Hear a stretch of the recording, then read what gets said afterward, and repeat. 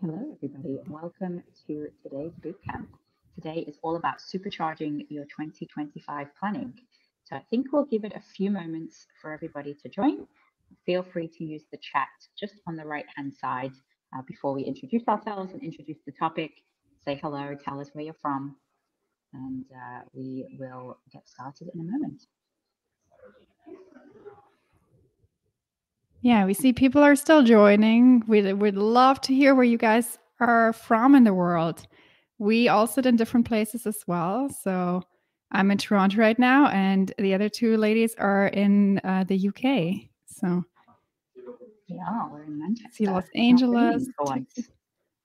Now we have lots of people from around the world. Welcome. I always love seeing where people are from. It's amazing. Welcome, everybody who's joining us right now.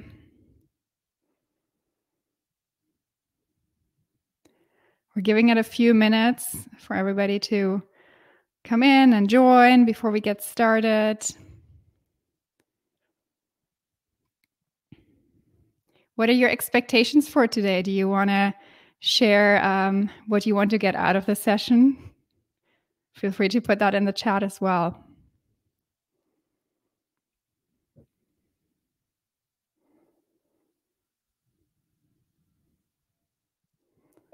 Yes, please do. I'm in a co-working space today, so I'm hoping the background noise is not too loud for everybody. But I think we'll just give it one more minute and make sure everybody gets into the call, and then we will kick off.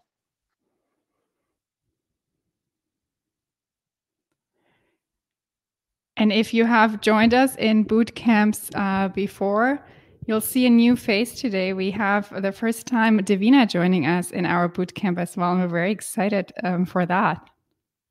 And Thank for you Miriam. to hear from her. Thank you. Hi, everybody. And I see somebody put cold Aberdeen, which made me smile.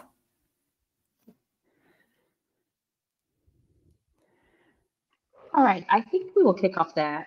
Anybody who's late joining will get the recording and get all of the content. So thank you so much for all making the time today. This is a very special event because, as you know, a new year is approaching. It seems like it's really far away until 2025, but we actually only have approximately 4 months, 4-month-ish, if we exclude the last week or so of the year. So today's topic is all about supercharging your planning, what to think about as you're approaching that process. We're also going to be incorporating some product elements. We know that a lot of you are wonderful customers, and we wanted to bring a focus of how you can supercharge your planning in the platform as well. So we'll kick off initially with some intros to the team here. Miriam and Devina are going to be largely kicking off the bootcamp, and then I will come back at the end for the product section. We definitely encourage questions, and we have time for Q&A at the end, or if we can weave in some answers during the session, we can. There's a Q&A panel on the right-hand side, so if you just click the little speech bubbles, you can drop your question there. We'll also regulate the chat, so if you want to use the chat instead, you're welcome to as well. So to kick off introductions, my name's Laura Blackmore, Head of Strategy Execution. If you've been to a bootcamp before, you definitely will have seen my face. I head up our services team here at Cascade and have been part of the planning team and getting this bootcamp all prepared for you. So hopefully chat to you again towards the end of the session. Over to you, Miriam. Thank you so much, Laura. And yeah, you might have seen me before as well. My name is Miriam Lesa, and I'm Strategy Execution Director here at Cascade.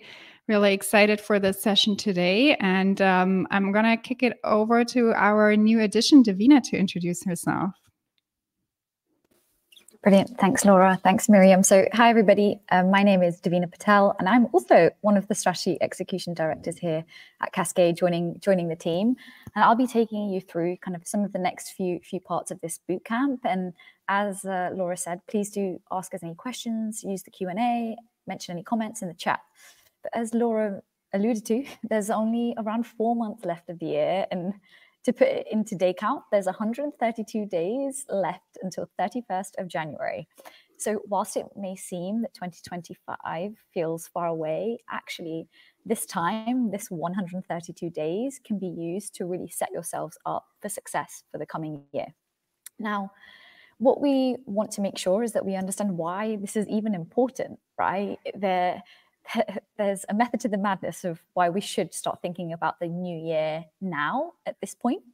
And there's actually some risks, I would say, to not thinking about the new year now. Now, I've bucketed them into three key areas. Now, firstly and foremostly, it's risks to Q1. So not being ahead of the curve may mean that you're off to a slow start in a quarter of your next year.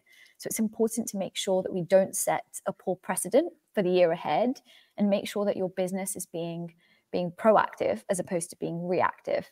Then another point that it's important to mention is that a lot of this is co-creation. You've got to co-create your strategy with your respective leadership members, with other vendors that you might be involved with also customers. So you've got to make sure that these dependents or also creators are involved in the planning process and ensure alignment with your partners, vendors, customers, as they play a part in your strategy.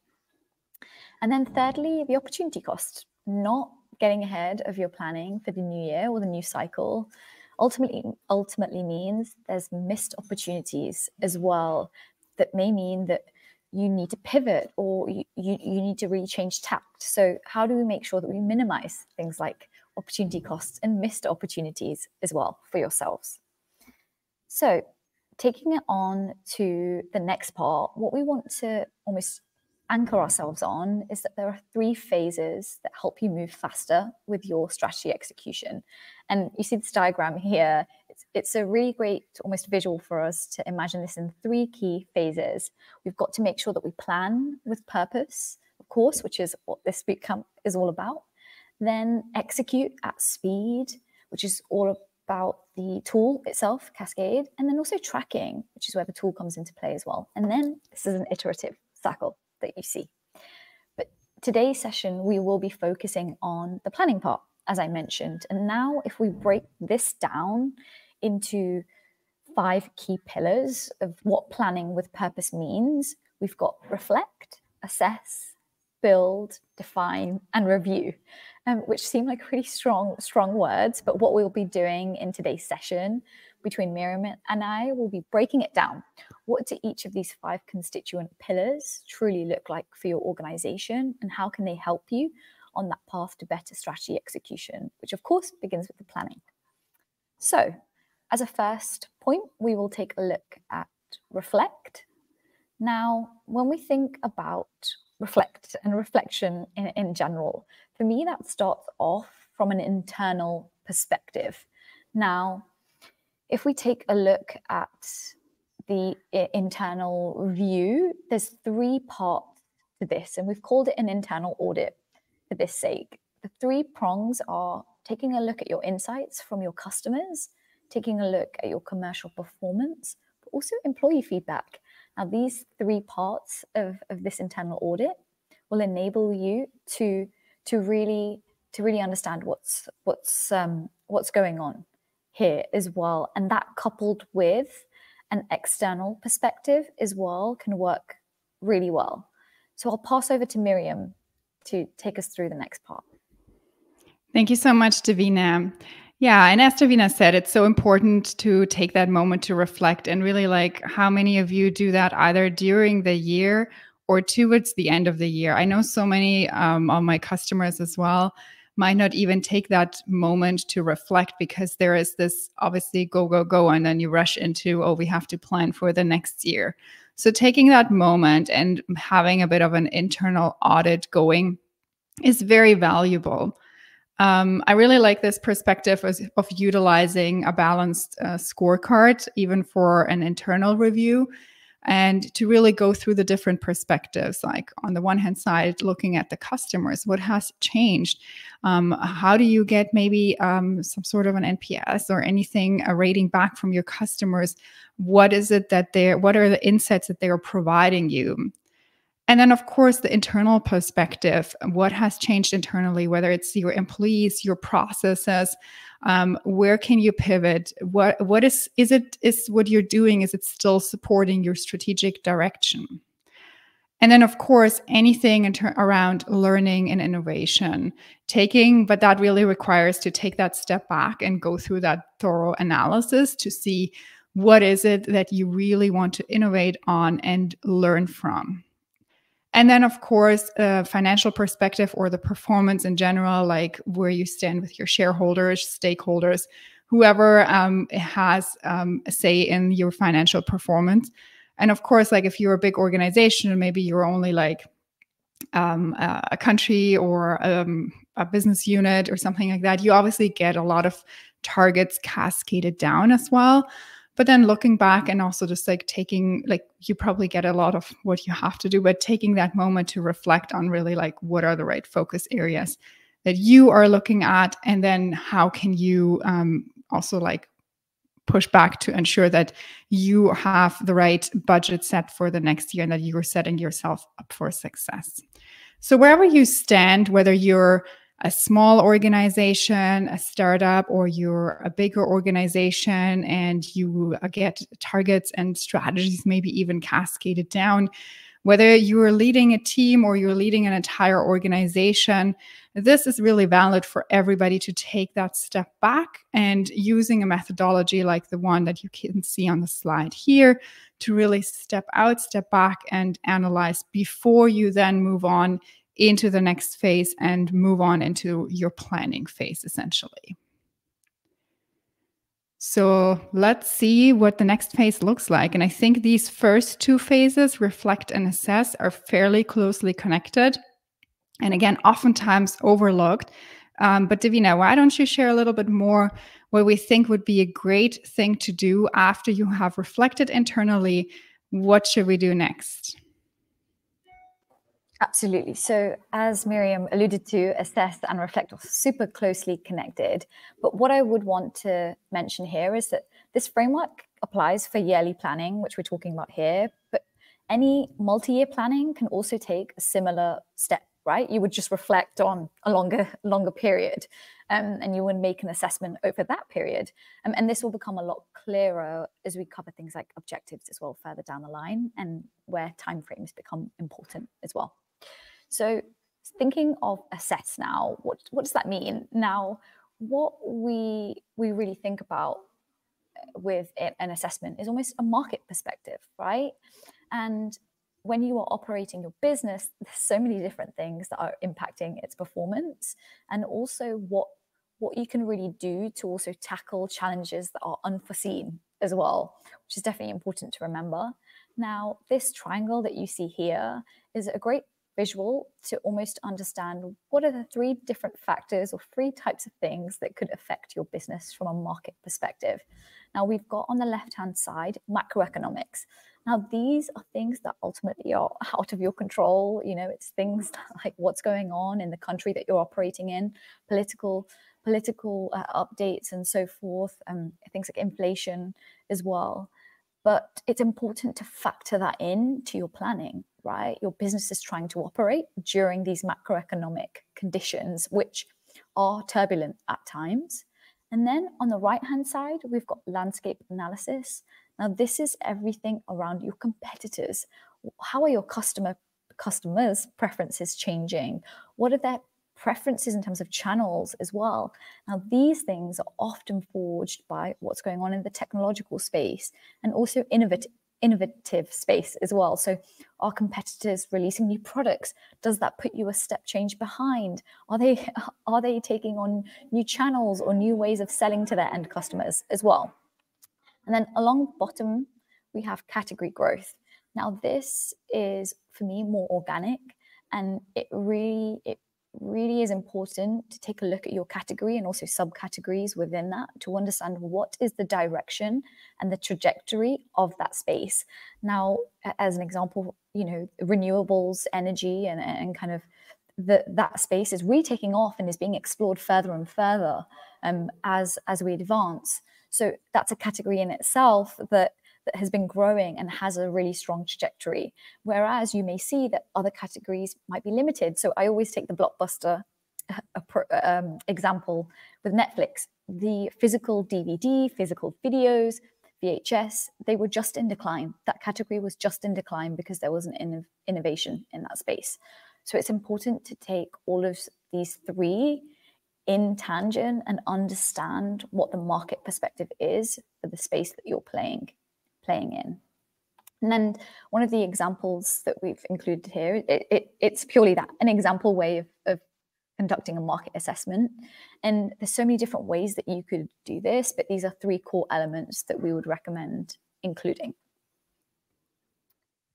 And now passing over to Miriam, where we'll kind of take that step change now, where we start to think about what your plan looks like. Yes, thank you, Devina. Yeah, so once you have done your reflection and your macro and external assessment, we can move on to see what does it look like to build your plan. Now, every ship has anchors. I really like that because when you're building your plan, and again, like whether this is a new 3 to 5 year strategy or it's more that yearly planning cycle and you're already living within a bigger strategy, but you're renewing what you're doing for the next year, it's still important to just ground yourself, ground the organization, your teams again into what are those anchors, the mission, the vision.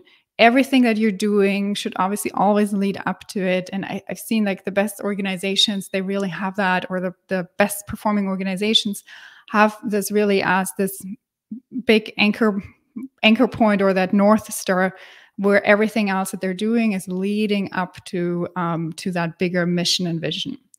Of course, the values are helping your organization and your teams to work along the mission and vision.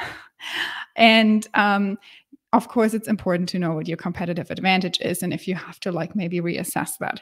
But assuming you're a little bit more established in the market, you probably have your competitive advantage really clear. But then it's just about like finessing it. And even just from my own experience, I've previously been working with Adidas for a long time.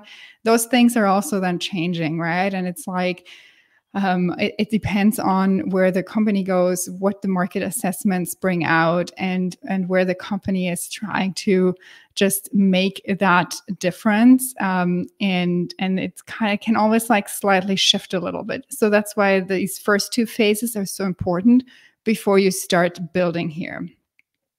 And of course, the longer term aspiration and those milestones, what is it that you're out there to do? And like, even if we take that a step back and you're not thinking about the big 3 to 5 year strategy, assuming you're only building maybe, let's say, for the next year, sometimes I find organizations, they're usually either driven by the bigger revenue, like what is the new revenue goal, or it's a profitability a goal or target.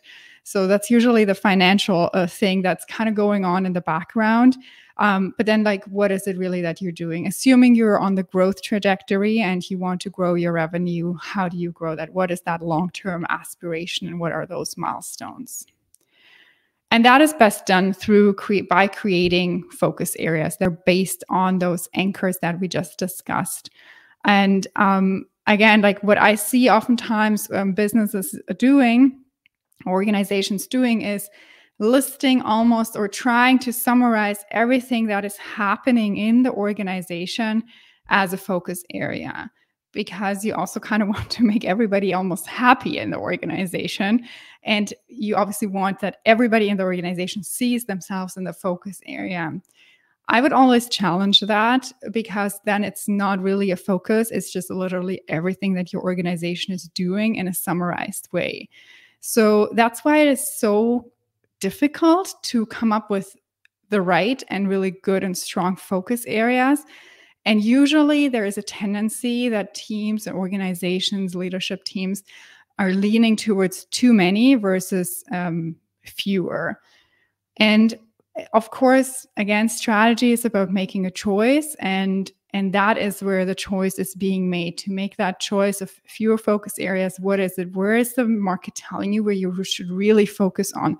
Because that's also where you want to focus your resources on, your budget, all of these things, they will follow. So this is usually tough, again, to make a decision here, to call it down and have rather fewer. But it's needed and necessary in order to really strive. I personally actually think that 3 focus areas are probably the sweet spot, but we usually recommend between 3 to 5 is a good number to have.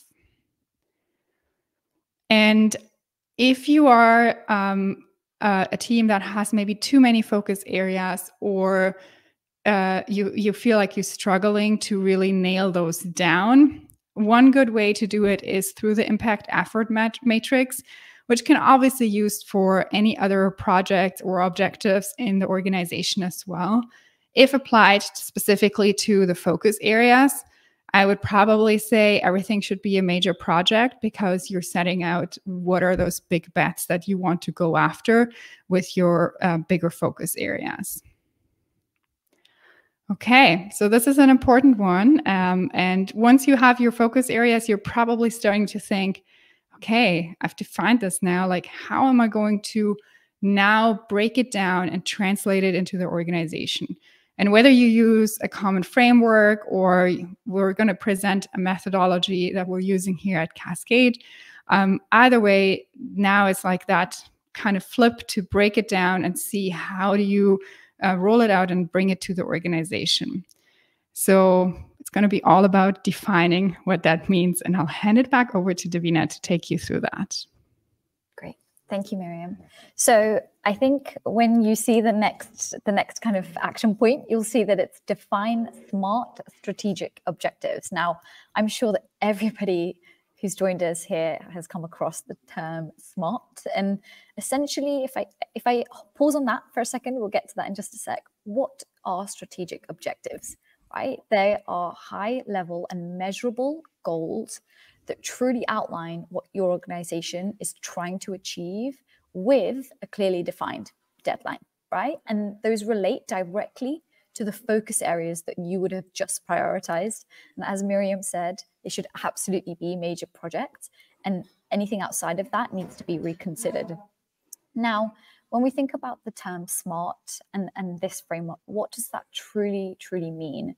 Now, the S stands for specific, and to measurable, A, attainable, R, relevant, and T, time-based. Now, for me, this is always a good abbreviation to come back to when you are creating your objectives and when you are thinking about what they truly look like. Now, when we think about specific, this is the first step to explain your strategic aspirations more concretely. Now, this for me is about breathing a bit more life into your aspiration and really bringing it to life. And then M is making sure that we can track the progress of your initiatives. When you hit the numbers, when you hit that mark, you know that you've hit your goal and have successfully met your objective, which is contributing towards that focus area. And then A, attainable. Now, something that I think here is that bold is good, right? And dreaming big is absolutely a brilliant and beautiful thing. However, something that is unachievable and not realistic, that's no fun for anyone. And I know that it can be hard to distinguish between the two, but it's important to make sure that your objective is truly reachable and attainable for your people. And this also boils back down to motivation, making your people feel motivated that they can truly attain those goals. Something that's unrealistic just has a negative impact on motivation and drive to reach to that point. And then R, relevant. This for me is all around alignment. Choose initiatives, objectives, projects that relate back to your strategic vision. If they don't, there is something very wrong with that objective if it has nothing to do with that vision statement that you have for your business. It reflects the fact that that is a true priority for your business. And then finally, time-based, time-bound is also something that you can hear. What that means is that, can you see this goal being achieved with a specific deadline? Now, that involves setting a clear timeline and a date for your initiative, and that creates some urgency. That also creates some drive to get it done. and defining things like key metrics and results that will allow continuous monitoring and tracking of your progress is super important. And also where a tool like Cascade can really help to make that super visible around the organization. And another aspect that this closely relates to is also internal resource allocation. It's alignment with things like financial budgeting, financial planning, even team resource planning, tool planning, all of these key initiatives that are super important as you go on that journey towards that vision, towards those incredible goals.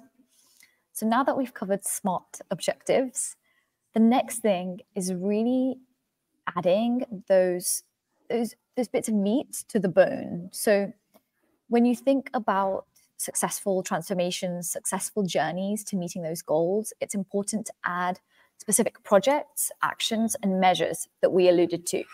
Now, once you get through this, I truly believe that's one of the more difficult parts of strategic planning. But what you do end up with is a result-focused strategic plan, and it has all of the key elements, including the why, the what, and the how, right? We've got your vision for your business. What is your North Star that you're aiming towards? And it should be dreaming big as well, whilst being realistic.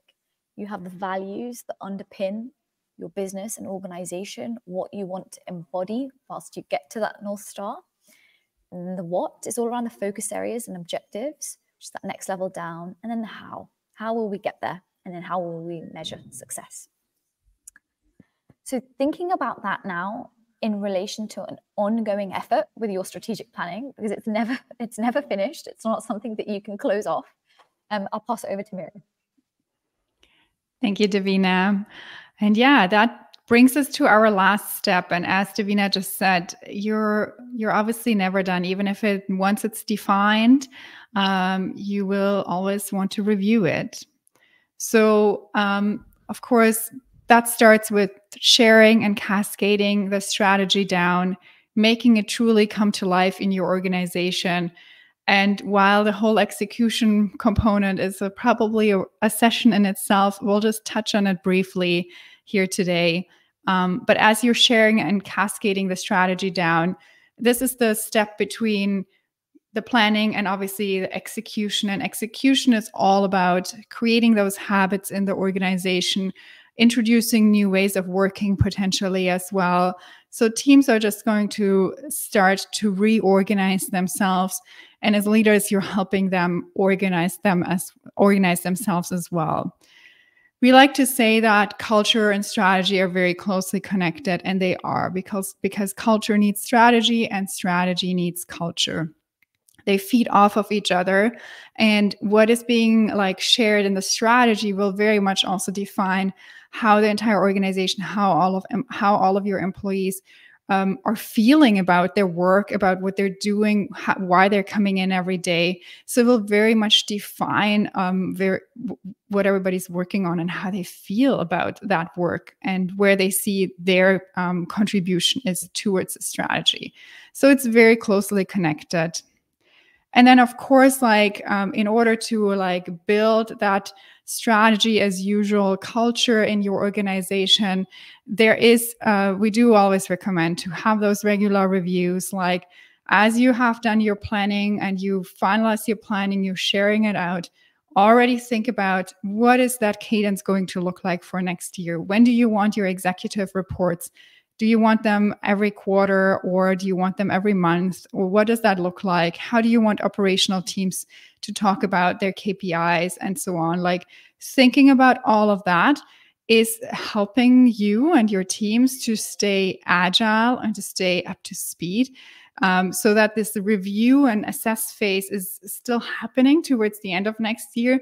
But you're not going to start from scratch, because you're constantly reviewing and assessing, and you're just staying agile and up to date with what's going on, not only in your organization, but also outside of your organization.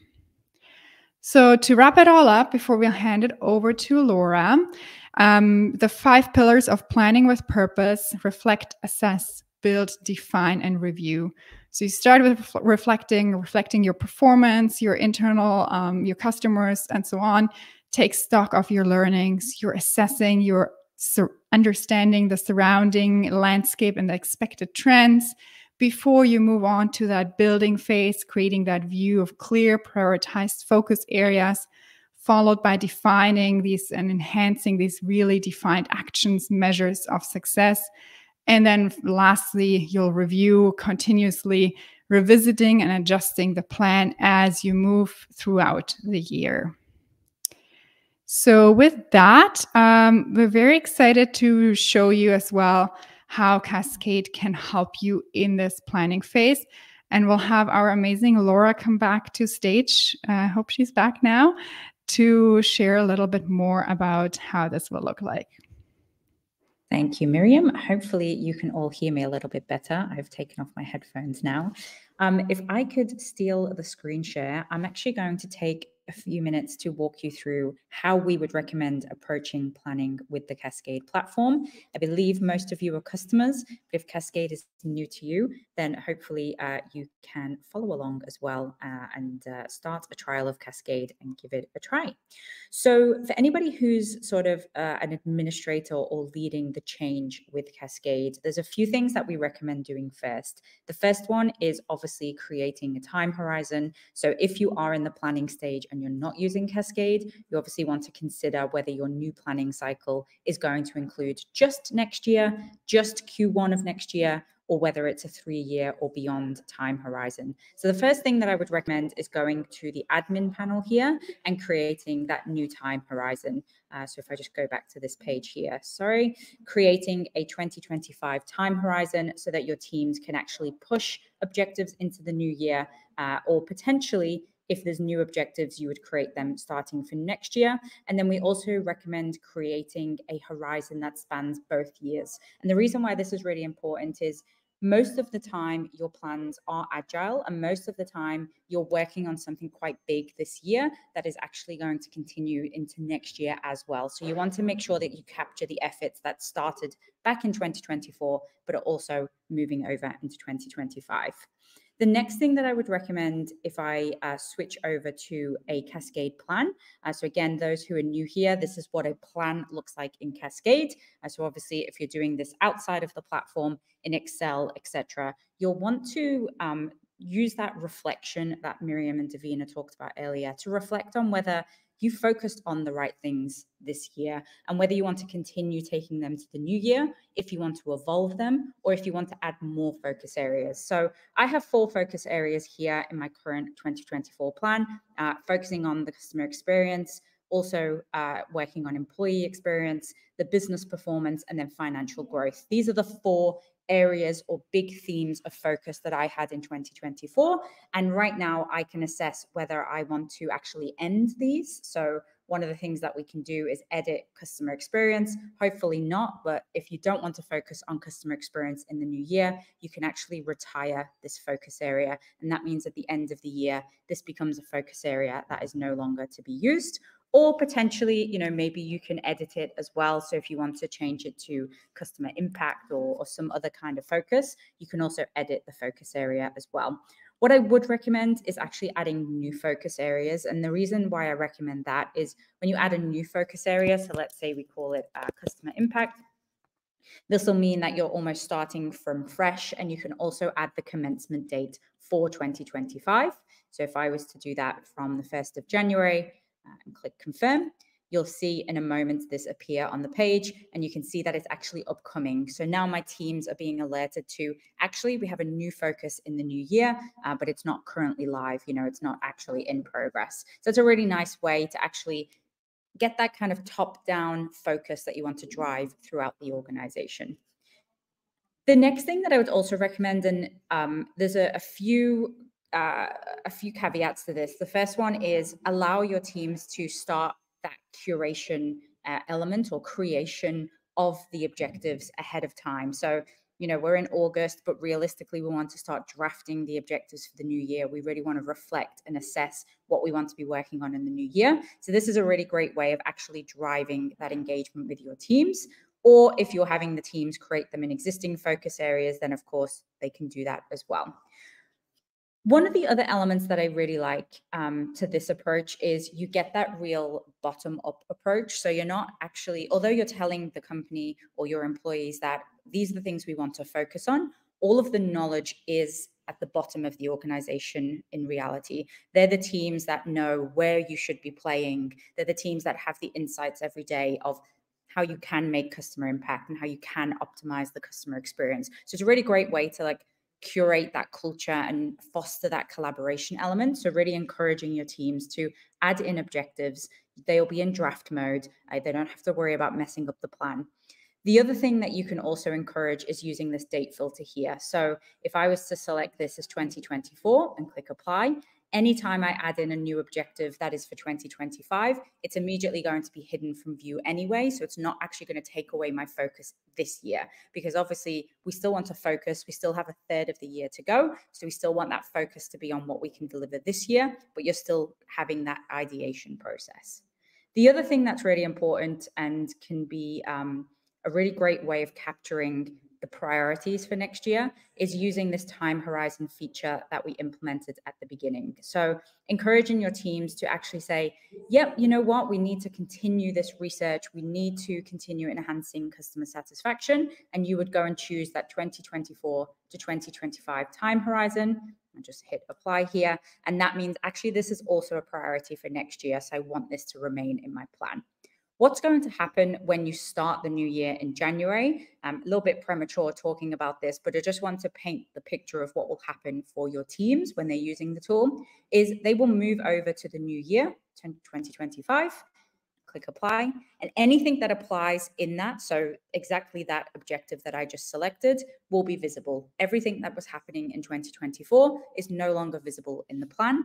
And we can also hide anything that was completed as well. So you almost get this idea of agile planning from last year to this year, but also we've refreshed it, we've reflected, we've assessed, and now we're starting again, but you don't have a blank sheet of paper. And I think that's a really important culture piece to encourage with your teams. The next thing that I would recommend, or next and final thing, is we do have a reporting feature, which I'm sure most of you are aware of. The reporting feature is a really great way of whiteboarding or using it to reflect and learn on what happened last year. So I created this very simple report. I think it took me about 1 to 2 minutes. I dropped in my learnings and reflection bullet points, and I've also brought in the elements of this year's plan.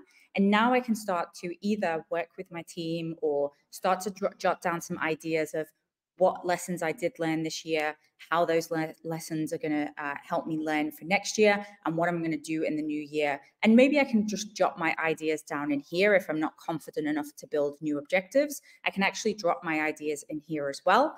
And then once I'm ready, I can actually share this with my leader and say, hey, what do you think about next year's plan? So it's a really great way of sort of getting that communication and feedback loop, but you're encouraging that bottom-up planning and collaboration across teams.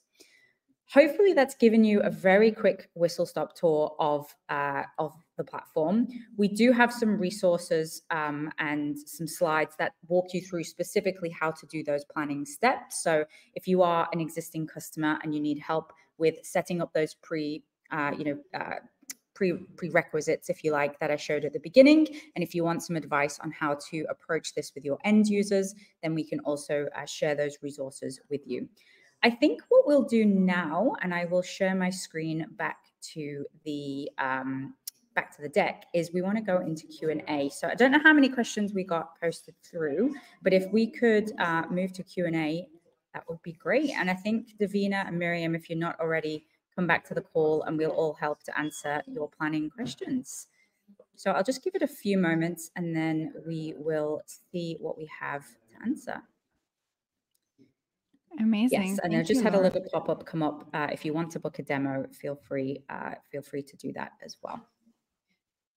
So let's and we already have a few questions in the Q&A, but feel free to put in more.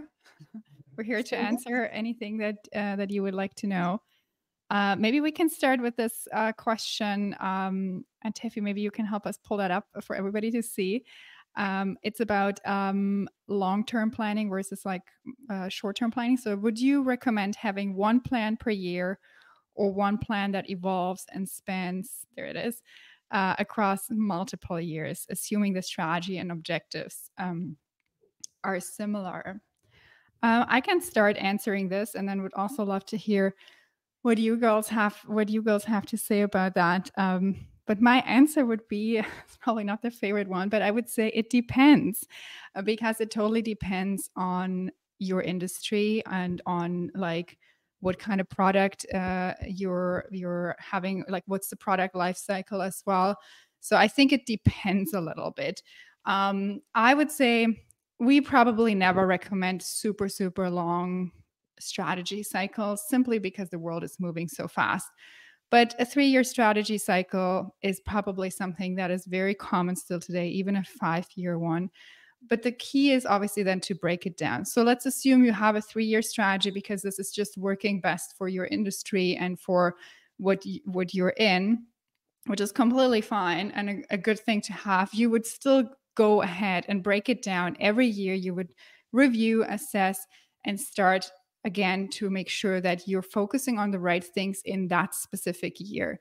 So always break it down as much as possible. If you are more like, let's say, a startup, or you're still growing a lot, and maybe you have this really more longer term ambition out there, but then you might still have you might only have like yearly plans and take it from there, because it just makes more sense for you and your industry, and because everything is moving so fast. You might even go down and have quarterly adjustments because the world is moving so fast. That's why I would always say it depends, but I think the key is break it down, whether it's 3 years, 1 year, or 5 years. As long as you break it down and you have your regular assessments, that would be the key for me. I would probably add to that, Miriam, as well, like a slightly different perspective. I definitely agree with everything you said. I think if we talk about the context of like in an Excel sheet, maybe it makes sense to have like a very wild, multi-layered, very complicated, very deep sort of one massive plan. But I think when you're talking about the realms of using a strategy execution tool or using a mechanism where you engage your workforce, and it depends on the size of the organization as well. If you're engaging 20, 30,000 people, you want to get that depth right for the size of your organization. So I always recommend a 3 to 5, or let's consider it long-term plan. In some industries, that's 10 years, but a long-term horizon. And then you have the shorter term horizon, which for most organizations is a year. But, for someone like in the tech industry, that could be 3 months. It's 1 month. It's a quarter. It's 1 quarter. And with that is more of the tactics and the operating plan, if you like. They're the things that are being worked on in the moment, and that's the one that you want to remain agile, but it should always be connected to the long-term strategy, and it should always align. I think then you may even deeper in that have plans per team or per big initiative. So I'm thinking a great example is we've got a long-term plan for our business. We've got a HR plan. Most companies have a HR team. They have a 1-year plan. But in HR, depending on the size of your company, you might have talent and acquisition as a team. You might have employee engagement. If you're really lucky, you have somebody looking after the culture specifically. And then that may be 3 more plans that's really laser focused. So it does depend, but I think if you think about it in that mindset of more of the horizon focus, and then how your business is structured, that is usually the best use, I think. Yeah, I think it's a good addition. Also, just to add there, I know Brandon mentioned it, one of our excellent CSMs mentioned it in the chat, but we also have the time horizons feature on Cascade, right? So you can also incorporate this into the planning.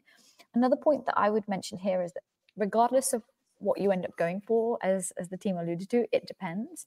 It's important to make sure that you have a continuous review cycle, regardless whether you have that 1-year plan or if it's a plan spanning multiple years. The cadence of reviewing and being agile shouldn't be different. You need to keep that up no matter what you do go for.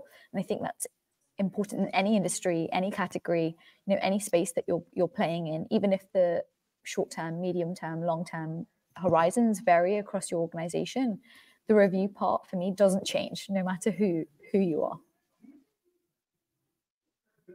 Brilliant. Yeah, thank you so much. I think this is super helpful. So maybe we'll pull up the next question. I'm happy to take the one that mentioned, have you seen some of these topics in other industries, Yes, like the go for regulatory it. space and NGO, non-profit? So somebody actually mentioned the education industry in the chat, right? And I sent a quick message back, but for me, it's similar questions. Is this stuff applicable for other industries or other departments, other business units? I think absolutely yes. The 5 key pillars that you saw, they don't change necessarily by what they're asking you to do. It's just maybe the framework or the methodology that you go about conducting them does change slightly. But for example, you mentioned non-profit or an NGO, whatever it might be. Actually, you do need to take an internal audit, right? You need to understand what worked. You need to understand employee feedback. You need to understand maybe your customers in this case are actually the causes that you're working towards. What is their feedback? How much did you progress with things like that? Then the market assessment piece, so assess the second pillar. What are other NGOs doing in this space? What are other not-for-profits doing in the same cause? Is there also a not-for-profit or an NGO that is that North Star for you, whether it's in the same field or cause as you, or it's something completely different? How can you gain inspiration from them? So competitors in some respect, the macroeconomics part is still valid, right? And maybe even tougher for a not-for-profit or an NGO. So how do you incorporate that into your planning? And then the build and define and review very much still stands. I just think you need to take a slightly different angle on it, depending on your industry and what the ultimate vision might be. And I would also argue that not-for-profit or NGO organizations, education, whether it's public or private, you still have some kind of vision or goal that requires capital, that requires you to be doing well. So the principles of this kind of bootcamp we've delivered definitely apply, I would say, in any industry like this. Brilliant. Let's take Definitely a look agree. at some of the other questions as well. Yeah, there is a question. Can you explore the difference between corporate strategy and business strategy in a context where where the company has different businesses? Yeah, so I think this is a good question. So I think that's what we often see in these bigger multi-billion-dollar organizations and big corporations, where you have that corporate strategy, and then you either have business unit strategies or maybe even regional strategies. And I think it's again, obviously the complexity level is much higher, but the principle is not changing, right? It still starts from the corporate strategy, which is probably a lot more of a guidance here in terms of the focus areas. And then business strategies probably come up a lot more with how they are going to work towards all of that. And I'm going very much off of my previous work at Adidas and how we were running that. But having that difference, and obviously you can break that beautifully down as well in a tool like Cascade, ultimately, where you have those different plans and where you break it down all the way, and you bring, even if it's a matrix organization, you bring that together. I think the difference is really the corporate strategy obviously lives at a bit of a higher level. The business strategies or a regional strategy needs to go into a lot more detail, needs to be, that's really where ultimately, if you're really thinking about a big organization, that's where the execution part likely comes in. If I'm thinking Adidas, for example, the corporate strategy, that had nothing to do with anything execution at the end of the day. It was really living on this very high level. It was very much creating and very much thinking about what's next. And then the business units were really working on, how do we execute it? How do we bring it to market? And how do we ultimately bring it to the customer as well? I hope that helps. What else do we have? I feel like we have a couple more questions here. I'd love to tackle the question on company objectives versus individual objectives, because I think For me, the perfect storm is when you have a corporate strategy that cascades down into your different business arms or your different functions, depending on the size of the business. And then that cascades down into your teams. And then that cascades down into individual performance. The idea is that everything that everybody's working on should be contributing to their team, their function, their business unit, and ultimately the company. That's kind of the holy grail, or the perfect destination, if you like, because everything every individual is working on in your business is contributing to the strategy and more. You know, there might be some other individual components as well. But the reality, as we all know, that's probably not actually the case, or there's a bit of misalignment, or that cascading is kind of stopped at some point, and you've got individuals working on one thing and you've got your corporate strategy very much going in a different direction. So for me, the ideal would be that cascading effect up and down, and a perfect balance of sort of the bottom up versus the top down. So the bottom up planning being something we practice at Cascade is I, as a leader, work with my teams to have a bottom up strategy ideation process, but I also work with my leadership team and the founder to understand where are we heading as a business, and we sort of marry the two together. And that is a difficult process, but a really great example is I want to work on this initiative, but it doesn't really align with where the business is heading, and we have that difficult conversation and prioritization exercise. So I think that's how I would capture or track those things. I don't know, Devina, Miriam, if you have a different thought, but that would be my perspective, I think. I guess my addition to that might be that you have to continuously make sure they're intrinsically linked as well. And maybe this is the same theme that we were talking about at the beginning, where ultimately your objectives, your focus areas have to ladder up to what your business is trying to achieve. Each individual has to be accountable for their contribution to this goal, to this big dream that we have, right? And they need to understand as well their role, their part to play, and then also aim for that continuous improvement themselves. Something we've been speaking about as a team is how can people become the trailblazers in their business? How can they really become, the idea generators and really do great things for the business that go above and beyond this vision? So I think keeping that at the heart of the individual objectives is also really important. Amazing. I think there's one more question that we will answer, and that's the one, regardless of the framework, the important thing is to have a clear objective, strategy, focus on the essentials, and that is clearly measurable, connected to the culture. In your view, what would be the main pitfalls to avoid? I think like what we always say is, there is obviously the plan, and I think usually the planning piece is still the easier part, but then I think the biggest pitfall, or what we see where usually teams start to fail or it starts to get really difficult and things kind of fall a little bit apart, is when you move essentially from planning to execution. And that's where you can actually then truly see, is it a good plan, or maybe it's not such a good plan? How is really the execution coming together? Because oftentimes teams also just stop after planning. It's like the work is done, right? Like, no, the work actually starts.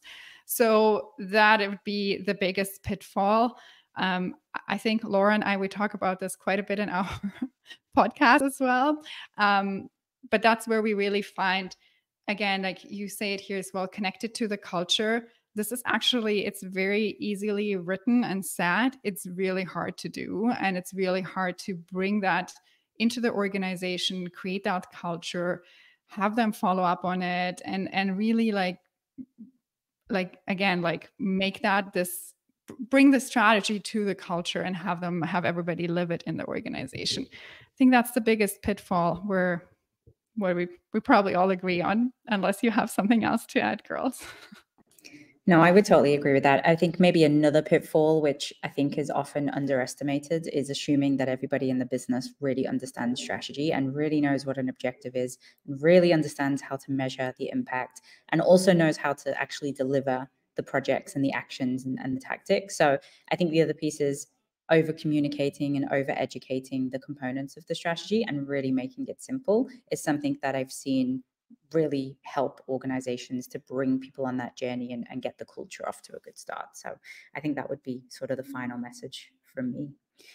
I think we're coming to the end, and I think that was the end of the questions anyway. So thank you so much for all of your engagement. I think as we wrap up here, Miriam mentioned our podcast. We do have a podcast on Spotify and Apple, I think, and some other platforms. So do check that out for some bite-sized content if you want. It's called the Ultimate Strategy Podcast. And we also next month have our Strategy Fest. So if you've been with Cascade for a couple of months or a year, you've definitely joined another of our events. It's amazing. We have amazing speakers from very cool companies where we do panel and keynote speaking where they're sharing lots and lots of wisdom. It's online, it's free, so please register for that. It's the biggest strategy event of the year. And as you can see, we've got the likes of Google, Nestle, and MasterCard joining us. So hopefully you'll get lots of insights there as well. And I think wrapping up, help and resources, you'll get this deck or these slides where we've got lots of help and resources linked as well, our roadmap, how to use Cascade, etc. if you need that. And yeah, big thank you so much for joining us, and apologies for the noise in this co-working space. Hopefully see you again soon in the future. Thank you, Miriam, and thank you, Devina. Thanks, everybody. Take care. Everybody. Thanks, team. Bye.